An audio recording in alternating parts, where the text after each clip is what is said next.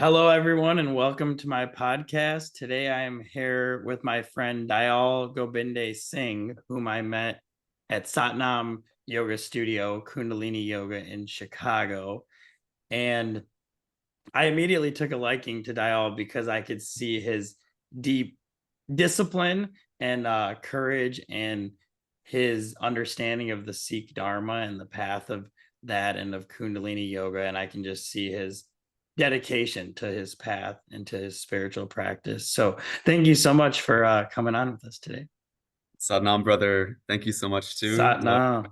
Love, appreciate all you said, and yeah, I'm really grateful to know you and to have met you there as well, and to be on the same path with you, similar path like this. Yes. Thank you.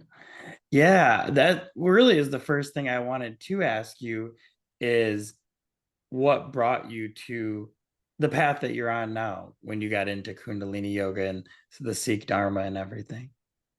Whew. Yeah, so my life took a 180, like many lives do. I had a spiritual awakening and a Kundalini disturbance, or what people call Kundalini awakening, Kundalini activation, when I was 19 and 20. And so before that, I was run-of-the-mill, ordinary person in society. And then after that, I recognized there was a spiritual reality, and I took up the spiritual path. Mm. And it wasn't long after until I found Kundalini Yoga. And then a couple years into that, I found the Sikh Dharma, which, I'm not quite Sikhi, but I do enough of the practices where they think people may consider me to be Sikh, and even like Sikh people themselves will think that I'm Sikhi and think of me that way. So yeah, Ah, yes. love this Dharma. I love Kundalini Yoga, and I love everything about the Sikh faith as well. Is that picture behind you? Is that Guru Ramdas or Guru Nanak? Ramdas, yeah, Guru Guru Ramdas. Ramdas. Guru Yeah, Ramdas, which is one of the Sikh gurus, right? yeah, the fourth Sikh Guru. Yeah. So when you had this Kundalini awakening spontaneously, was that you didn't do anything to bring that about? It just happened and then you started on your path, or you were doing practice that brought that about? I'd been through a lot of trauma when I was 18 and 19, and I went to a music festival, and then I took ecstasy for the first and only time. And so that relaxed me and connected me really deep to the soma, the body, and the bliss. And then all of a sudden, this energy just started spiraling, and my third eye Wow. blasted open.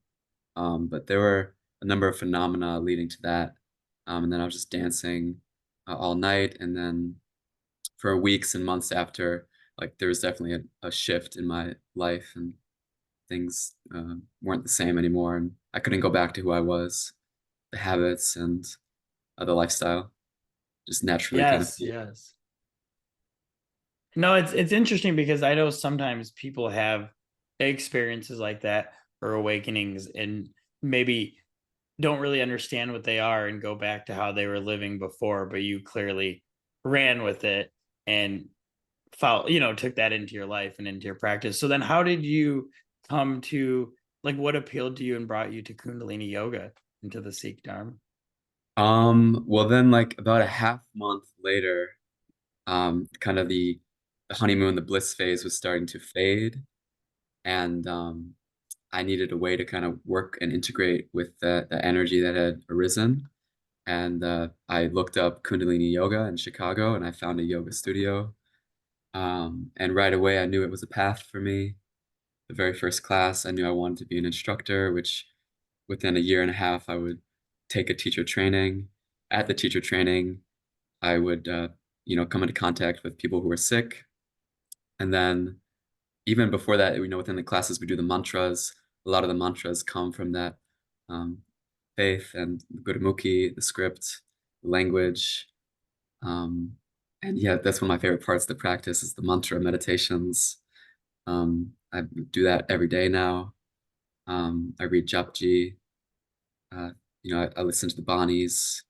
It's just such a sacred faith along with the vibration, the sound current, which speaks to like my awakening was through music, through sound, through dance. And I think a lot of us, Uh, recognize the universality of vibration and sound. And that's what the faith is all about.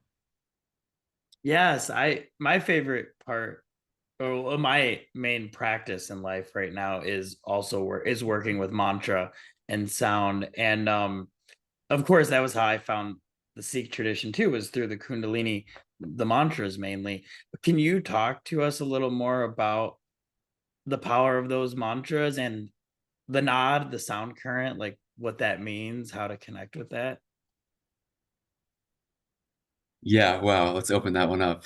Uh, I mean, it's, I guess there's vibration. All is vibration. We say ek onkar, it's all one vibrating divinity. And we can connect with that from within out. And we connect with the original vibration, spanda, through the sound current. We still the waves of thought and come to their origin, where those waves come from. And we reach the creative infinite identity through the repetition, the japa, the repetition of the mantra, cultivates the psychic heat that then purifies the seeds of karma and allows one the liberty of the dharma and being attuned to that path. And I can't, it's my favorite. I love to, even before Kundalini Yoga, I was already doing the Bij mantras to each of the chakras, and I was working with that. Yeah. And still to this day, it's the cornerstone of my practice is chanting early in the morning and setting the tone, tuning my instrument, my body. I was just reading, yes, thank you. The Emerald Tablets of Thoth this morning, Mm. and he was saying the power of man is hidden in the word. The Yes. word contains like the power of the universe. Yes. I Yeah. actually have this the book here. It's just in reach because at my desk. God, Oh, man, that's incredible. the word made flesh. And I have a lot of books about sound and vibration and the word and how we speak ourselves into existence, we think ourselves into existence, and we're living it. So Yes. And yeah. there's so many levels, right, of mantra that can be done outwardly or can be done in the heart. And in a sense, you could also just listen silently, right? Once you get in deep enough, listen to the nod, listen to the sound around, right? Thank you. Yes, deeply listening. There's nothing quite like it. Yeah. It's like every sound, even, the mechanical sounds of the city, it has a medicine, and when we're so deeply attuned to the inner reality and the inner truth and Mm. medicine, then it's like even those sounds are healing. Nothing can jar one out of that. It all has a message, a teaching. Even the sounds from the outer world are healing. Well, yeah, I mean, nature, of course, natural ones, but Yeah, then even ones that aren't of nature that are more man-made, it's not without reason, it's not without purpose, and it all has its because they're still God too. They're still yeah, that echo and car exactly. too. It all has its healing and its teaching and reflection for us. Um, yeah, it's and ideally, we chant from that meditative, deep listening place, and we're chanting free from our ego and um, yeah, just being a vessel for the sound current.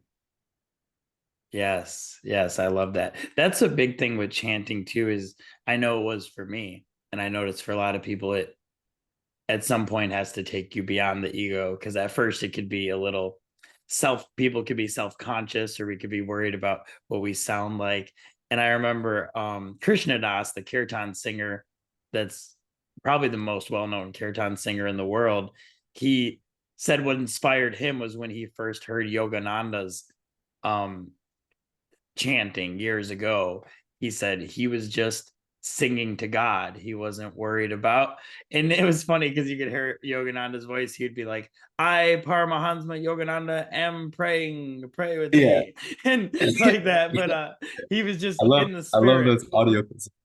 I love those audio clips. Yeah.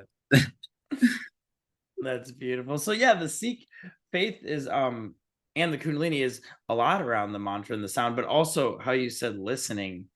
I just did a recording where I read through the Japji, and it was such a deep study for me, like a practice just to keep as I was going through it and asking for Guru Nanak's guidance and really trying to connect with the essence of it. And one of the parts I remember the most, if you just had to ask me as far as the English translation, is the deep listening.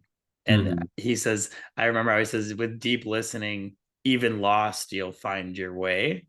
And so I was wondering if you could say a little bit about the deep listening that they speak of. Sure. I mean, it's like we've been touching on, and I think, I love at the end of a meditation, at the end of mantra chanting, especially mantra chanting, then deeply listening, and it's so still. Any thought that comes through is so direct and clear and guiding, and it's just a emptiness. And in that vast emptiness, of course, something arises to listen to, whether it be birds or dogs barking, um, the wind in the trees. Yeah, with deep listening, all pain and sorrow depart. That's the line he ends those 4 verses with. And yeah, it's like being attuned and humble and surrender to what is the reality that's vibrating in this now moment, ever and ever, and being true to it, listening, living with that, from the inside out. Um, and, the antar guru, the inner guru, the soul, humbling our ego, mind, thinking to a deeper voice, more subtle, softer whisper when we need to, when we meditate. Yeah, and Deep, I've always admired that. Oh, go ahead. Were you going to say no, something just else? deeply listening. That's all.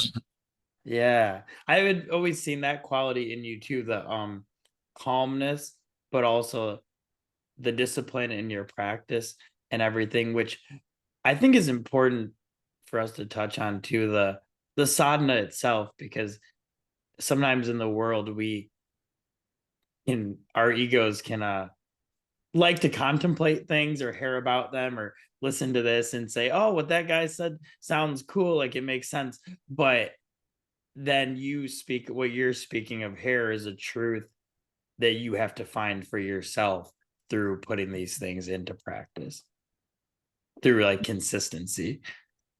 Yeah, within, yeah. Like each to our own, we have our own life, our own dharma, our own path. No, Yes. that's universal, but there's no universal one path. There's many paths. Yes. Um, for every heart, probably there's one path, and Yes. uh, Yes. the best teachers are the ones who will point you to that, and then you can be free from that teacher, and be your own teacher, and still return, um, be a friend to one another. Yeah, it's that's what we have to befriend, is that inner light, the The inner Atman, light. the soul. Yeah. There's right in the beginning of the Japji here too, this version says you think and think 10,000 thoughts, but not one thought will give you what you seek. And So then a couple lines, go ahead. Soche Soch Nahove, Je Sochi Lakvar. Yeah. That's how it is. That's what it is. And the Gurumukhi, yeah. Yes, yes. So that is something that's been, maybe you can touch on, that's definitely been a theme in my practice the last year, realizing, having the awareness to realize there's so many, the thoughts are, they're drama, they're storylines, and it could go down them endlessly, but really there's very little fruit in it most of the time. And I think kind of pointing to that, you can think, but it will never bring us to what we're looking for. Yeah, that sounds true. Yeah, yeah. Yeah, I mean, what surrender, that's the one thing, bowing the head and head below the heart, head to the earth. We're always upright and directed and focused and running, Mm. analyzing, processing, taking in intel and info, all this energy running through the head. Um, but that's what yoga's for, that's what the asana, that's what the bandhas. I mean, started with the 8 limbs, that's what the yamas and niyamas are for, like living, taking right action in life and being clear with life so that we're not preoccupied and stressed overly. And then, yeah, I mean, especially the bandhas, I tell students all the time, like, those still the waves of thought. Like you pressurize the system and then release, and then you do that throughout a class again and again, and you meditate, and it's so easy, it's so accessible. A lot of the times students who are beginners or never practiced Kundalini yoga or don't meditate much, and even like in the opening guided meditation before tuning in, as well as throughout the class, warming up, doing the kriyas, we find like deep meditation and deep stillness and the subtlety of uh, vibration and the sound current, the shabad. That's the other thing. Yes. Shabad guru, like the sound current is the teacher. Um, Sound as the teacher. Pavan guru, breath as the teacher, air as the teacher. Everything can be the guru, and just like keep the mind honed, disciplined. Right. So all of really everything we run into, all of the elements like earth, air, fire, water, the sun, the stars, all of it can be the teacher. I was just reading a book about just a man that part of his practice, like communing with the trees, communing with everything in his practice. I love when I go to Karam Paul's classes at Satnam, I'll notice exactly what you said. I can at the very start of class just pulling in the bandhas at the root and the diaphragm and at the neck lock, um, with just a couple breaths, I can already be in stillness and silence no matter where I came from, just breathing with that, which is really incredible that we have that system so readily available in our own body, that all of the universe is contained in this body is incredible. Yeah. Keeper of grace, Karan Paul. Grateful for her as a teacher and a friend, leader and director of the studio Satnam. Yeah. Me too. Very grateful for her. Very grateful. You said about bowing the head, bowing down in humility. And it reminded me, if you wanted to tell us the story I know you've told before about Guru Ramdas and I Yeah. think Baba Sari Chand meeting. Yes. Well, I don't know if you can see back there. It's a little Yes. kissed by the light, but brother's got a very long beard. And yeah, so him and this other man, Baba Siri Chand, who was a master of yoga and the son of Guru Nanak, the first guru, Guru.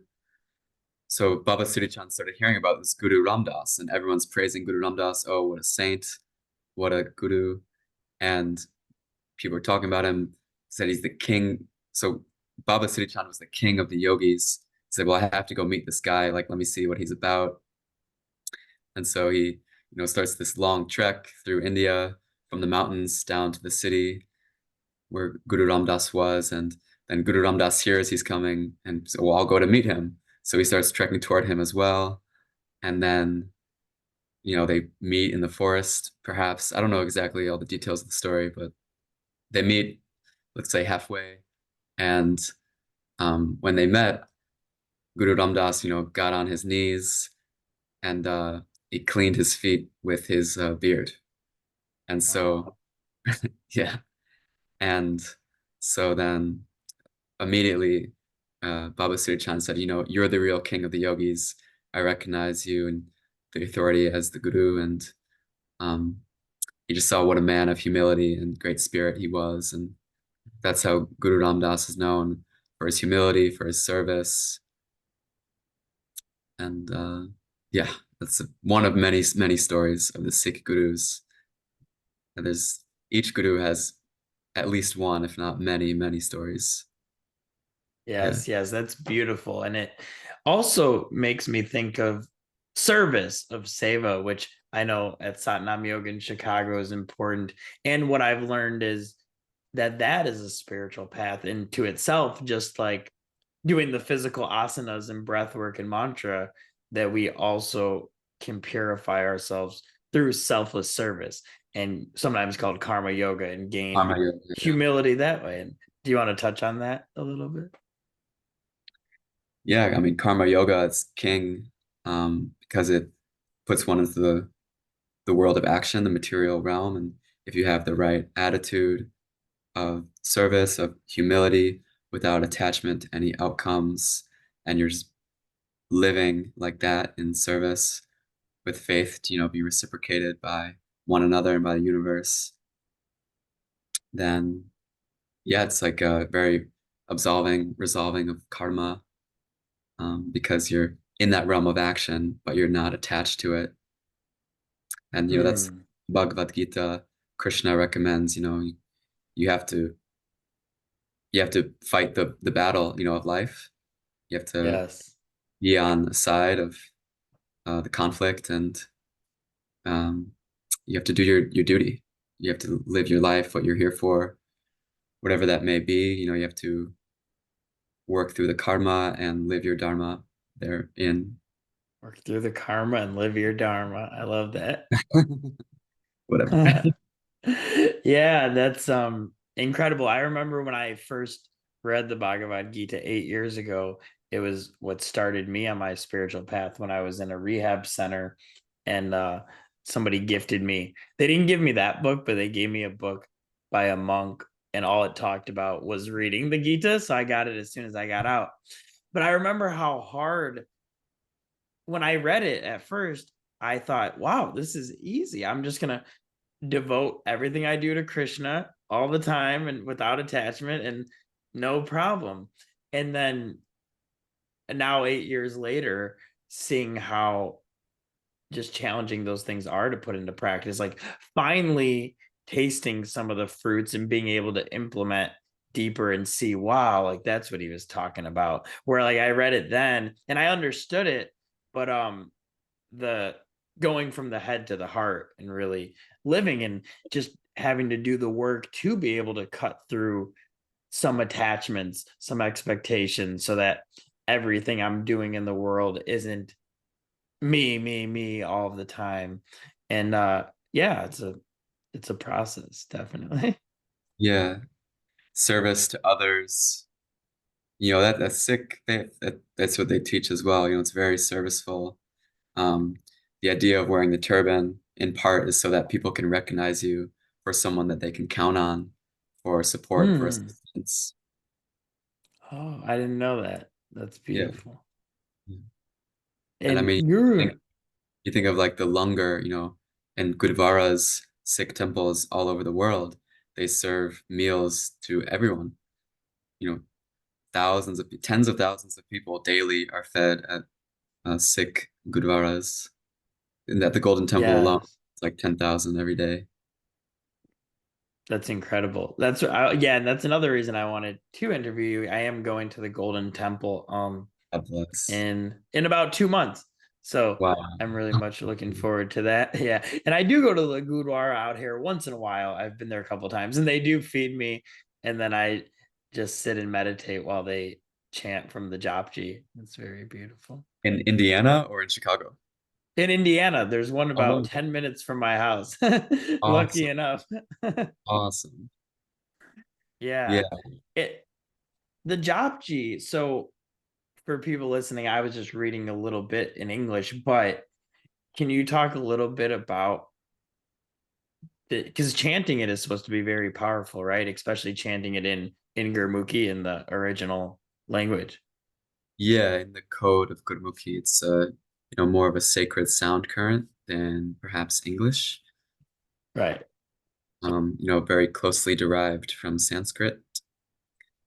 And in our Kundalini Yoga sadhana, our daily practice discipline, we a lot of us chant Japji every morning before we tune in and begin the yoga practice. And it's 40 stanzas, and it begins. Well, we say that there's 8 chakras in our yoga tradition. The aura is the 8th, and then the primary 7, and then of course there's 5 tattvas, 5 elements primarily recognized. And so we say that 8 by 5, that's 40. And so we say the first stanza starts with the aura and the ether element, and then stanza by stanza, you just start grounding in that divine spirit. And each Wow. each stanza has its own uh, purpose or meaning, significance, teaching, healing that it's working on. And you can like do 11 repetitions, or I really just do like the 40. And some of them are Oh yeah, you similar. could do one part of it, you're saying, or you could do the whole 40. Yeah, like a lot of people will choose to do one verse and then chant that. Maybe it means something special for them at that time, or they want to work with that quality. Right, right. And I think in the Kundalini book that I had studied in our teacher training, each, like you were just alluding to, or saying, each one has its own power in a sense. Each Its own line has power. its own power. Yeah, So do you chant that every day? I do. Yeah, most days. Yeah, yeah. And then we Yeah. chant it a tantric style too, where it'll be the men, and then we'll chant one line, and then the women will chant the next line, and that's equally Oh, powerful, if not more powerful, because then you're also listening, and then it's a feedback, and um, so then you're deeply listening, and then you're chanting as well.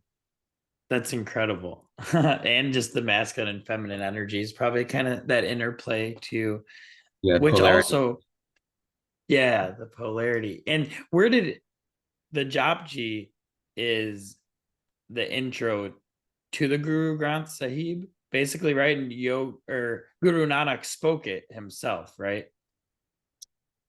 Yes. So the story goes that Guru Nanak was 3 days submersed in water, which isn't unheard of.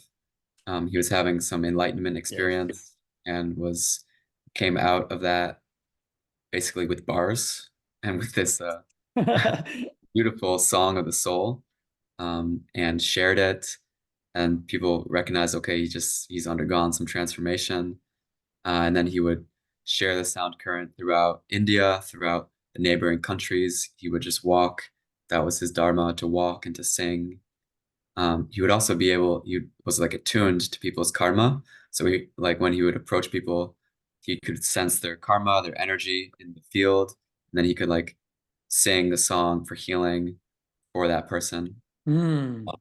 And then he taught the Japji for just people to come together and to chant this song of the soul, Japji Sahib. And then people stuck with that for now going on 500, 600 years. And still to this day, it's spreading, more and more people chanting Japji. Yeah. So in a sense, he came out of this water in an enlightened state, and this was what came through him, right? From that, this is what he spoke then. And I could Yeah, just picture the significance of that, the energy of that, obviously reverberating, as you said, down the line hundreds and hundreds of years. And yeah, so then he would just wander around India in a sense, right? Like mhm, chanting to God, singing to God, and walking around. yeah. And it's precious because it's, from his mouth, from the word of someone who just had that experience fresh out of that. Whereas, masters like Jesus or Buddha, they never wrote anything. We don't really have many of the direct transmissions, even perhaps. Yes. But this one, not only do we have it, but it's also very recent, 500 years ago or so.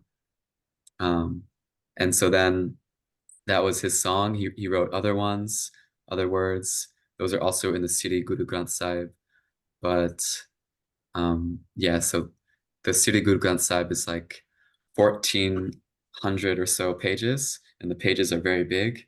So in other books, other a few thousand pages.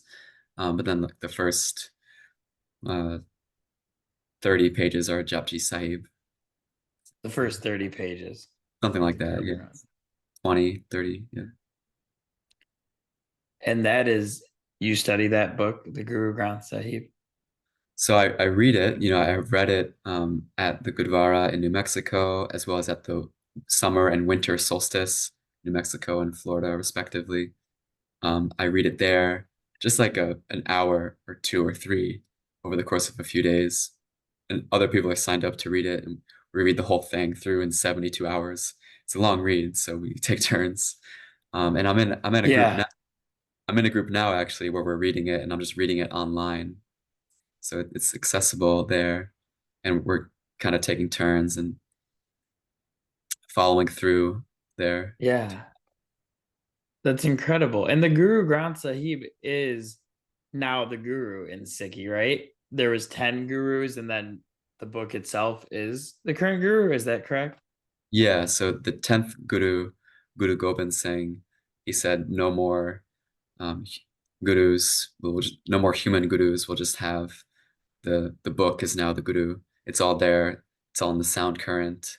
Sing this, chant this, come together, protect these holy vibrations, the holy book, um, and yeah, have that be the guru. And we they obviously care greatly for that book, and they keep it covered with very fine cloth. Even like when we're escorting it from one temple to another, we'll carry like swords, just like they did in the old school.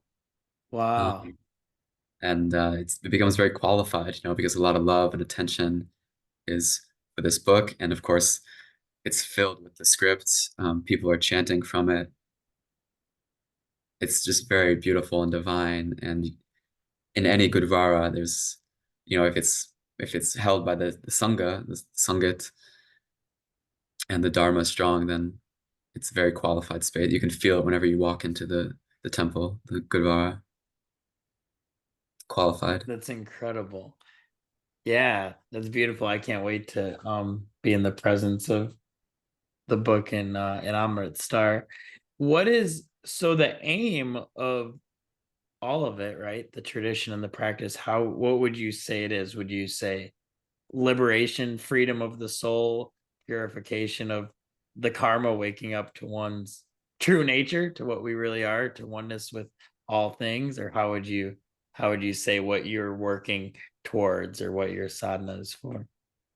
Satnam, I think, keep it Satnam, keep it simple. truth's our identity. Truth, yeah. Yeah, living in that truth as its instrument. Yeah, Ekonkar, Yes. being one with the all. And then Waheguru, just the indescribable, ecstatic state of being united with that. Waheguru. Waheguru, yeah. Sorry, it just makes me when I hear it, it just makes me smile. But you're saying what is it? The ecstatic union? Yep, beyond words. Yes. Yeah, and that's the thing about words, right? They are good for pointing, but we have to experience ourselves and words cannot contain. Yeah, it's what it's pointing to, right? It's the sun and not the finger, Yes, yes. or the moon and not the finger. Oh man, that's beautiful. So yeah, I guess what are you what is your life like right now? What is your practices like right now? So I've got a very strong sadhana at the moment. I'm very grateful for that to myself and to these teachings. So being very disciplined, waking up in the AM quite early. I'm also leading sadhana for a group of people. Um,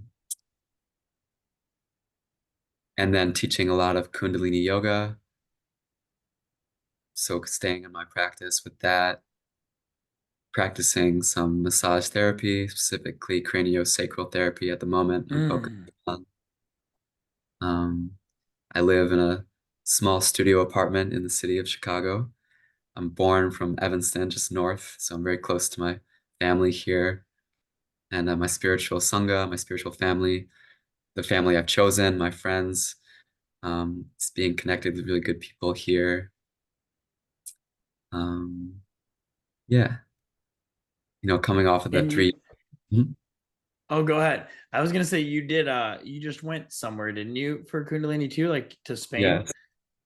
To France, actually. That was in the summer, and that was for the European Yoga Festival. So another one of the practices from our tradition is the white tantric yoga, Mm, which I don't know if yeah, you've had the pleasure of doing yet. I have not. I wanted to Right. ask you about it here. Yeah, so I did one day, or we did a day in Chicago last year at the end of April. We did a day, maybe like a few days, kind of, with these other practices at the summer solstice in New Mexico. And then I just really wanted to do 3 days as soon as possible. So I went to France where they do 3 days. And then we just did 3 days here in Florida of that practice. And yeah, I find it to be challenging, of course, but uh, it's very healing and beautiful polarity magic there between And the that masculine is and feminine. looking into eyes, right? Yeah, so locking eyes for a lot of the time. Sometimes the eyes are closed, but then holding like very difficult postures with the arms for like 62 minutes or Oh 30 my minutes. God. And I mean, I'm very challenged and I revel in that. I feel so strong after. I mean, before in the days before, you're also doing a lot of Kundalini yoga. There's a Gurdwara, so there's a lot of the services, and the guru is there, and so there's a lot of chanting and praying, and just loving community. That's really the Mm. core. We say Wahe Guruji Ka Khalsa, Wahe Guruji Ki Fateh. It's like the victory, ecstasy of us belongs to our community, all of our strength, all of our victories, and our community, all of it belongs, we belong to God. So all of it's Uh, like giving praise and glory to togetherness and to the one that calls us together like this. So I can't speak enough for the strength of this Sangat here in the United States, here in Chicago, there in Europe, and then worldwide. Kundalini Yoga is a very strong practice and some very strong practitioners. And I'm grateful for us. I mean, you're a teacher now. You're yeah. very happy that you did our teacher training and you're sharing these teachings and giving some really good healing, especially for people who need it, for people who are in recovery. Um, so thank you a lot. Thank you so much. Yeah. Thank you. Yeah, it's been an honor. I'm so grateful to teach it. And I don't discriminate in the practices I do. So whatever spirit guides me that I find that works. And then I found Kundalini yoga and I was like, wow, this is after many, many years of doing other forms of yoga, which I'll still go to hot yoga in my personal practice and stuff. But I found that there was really so inclusive with the asana, the mantra, the breath work, the meditation, just combined together can really can do a lot. Yeah, it's Yeah. powerful. Um, and real quick, I just wanted to touch on that. The tantric, where you look into the eyes, it's male and female. Is that why you said the polarity is Yeah. powerful? Usually it's done like that, although it need not be. I've seen men do it with men. A lot of times women do it with women. But then like there'll be like a line, so you're holding down the masculine or you're holding down the feminine in one or the other lines. So sometimes it's a call and response. Um, I've only done it with women or people who are gender neutral. That's beautiful. Hopefully, I'll get to go to one with you one day. Chicago, brother, end of April. And then please, I invite you, I invite anyone who's called to this to come to the solstices. That's really where the dharma, the path really strengthens for one. I'll have to talk. Yeah, end of April, I will well, not unfortunately, but I will be in India at that time. So I knew I'd had to miss that one. But yes, the solstices are, can you tell us real quick? Yeah, so summer solstice is in New Mexico. It's about a week. Um, Sadhana, 3:40 a.m. Classes from 8 a.m. to 8 p.m. Breakfast, lunch, dinner is served. There's the Sikh Gurdwara services, kirtan. It's just a Hmm. lovely, lovely week, and it's up in the mountains, the high mountain desert in New Mexico. Yeah, it's lovely, lovely. Wow, that's incredible. You'll be there again this summer? Yeah, I wouldn't miss it. It's just the intensive, I have an intense practice here at home, but then to like intensify that even more, and then I feel so empowered to be back. So I'm fresh. I'm still like fresh back a month and a half ago from the last one, and it gets better and better, and harder and harder. It's challenging. It's love, it's like cracks you open, the tantra, the yoga, but it's great, great healing therein. Yeah, I can thank you so much. I can feel your spirit and your love as you speak about it and the truth of that path and just the dharma that emanates from you. So yeah, thank you so much. Is there anything else that you wanted to share with us at all before we finish? Um, I'm not I can't really speak the best for the Sikh tradition, the Sikh faith. I'm not Punjab. I'm not from there. I'm new to this dharma myself. Some, 6, 7, 8 years, but I've discovered the Guru in my heart, and that was when I chose to get my name, Diyal Gobind Singh. Maybe it's Courageous lion who supports and protects others through embodying God's celestial compassion and grace in the world. That yeah, describes you pretty perfectly, a I bit would say. much, the grace of God. So I like to go by Lawrence and honor my mother Kathy like that as well. But um, you know, I I was really touched by the Guru and by the sound current and by the Sangha, the Dharma and by God, and so that was when I chose to take the step to get my spiritual name. And yeah, it speaks deeply, deeply to me. And I just prayed to live in service and humility to that. And this path of Sikh and Kundalini yoga, I think, is a really good one for that and for me personally. And if it's the same for you, Alex, or the same for any of your listeners, just stay in touch, keep in touch, and yeah, really look forward to however this continues with us. Thank you so much. I really appreciate it. Thank you, Alex. Satnam to you. Satnam, brother. Waheguru.